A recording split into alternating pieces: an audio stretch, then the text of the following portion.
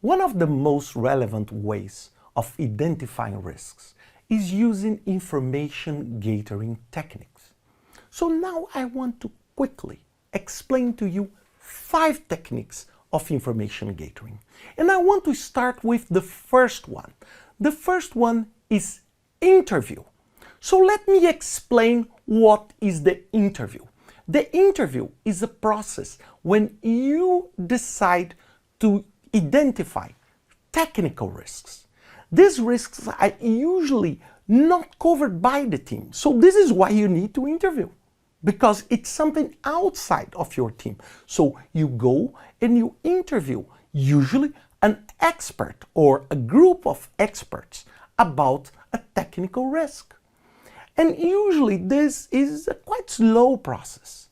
And one thing that I want to make sure you know, you don't need necessarily to do the interview face to face. So you can use several tools of that. You can use the chats and the techniques for communication, or you can use even surveys. But it's a very specific process. So how do you do that? So let me explain to you in a very simple way the main steps of doing an interview. The first one is that you need to identify the scope of the risks you want to identify. Let me explain this because this will repeat in all other techniques, so I don't need to repeat again. Scope. You cannot do an interview saying, "Can you tell me which risks do you think I have on this new nuclear power plant?" It's not like that. Why? Because this is too broad. So people will come with a lot of risks that are not necessarily the risks you are targeting to. So you need to narrow down the risks and make a very clear scope of where you are looking for risks. So maybe you can say, I'm using this new technology on this instrument panel of my nuclear power plant. And I want to interview someone that can identify the risks to safety related to the misuse of this equipment. So did you see how different is the nuclear power plant and that specific example?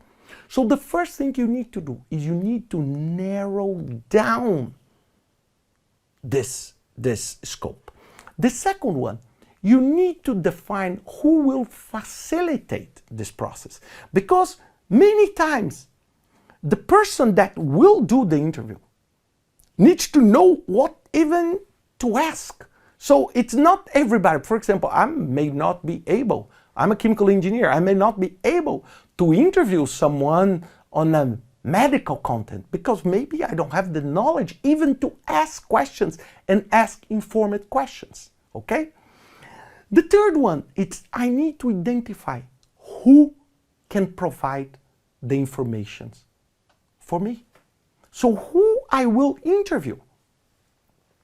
So which kind of expertise? So this is where I identify, should I interview Anna from that university? Should I interview Gabriela from that specific company? So I need to define who are the experts on that specific topic. So then I can elaborate the questions I want to make. After I elaborate the questions I want to make, I will send this to the person. The person will return back this to me. I will extract the results of the interview. I will compile the list and review the list. So it's a very simple process, but remember, it takes time, because most of the time you will only use this kind of technique if you really want something more technical that you don't have all the time on earth to manage. So you need really to identify a way of doing that.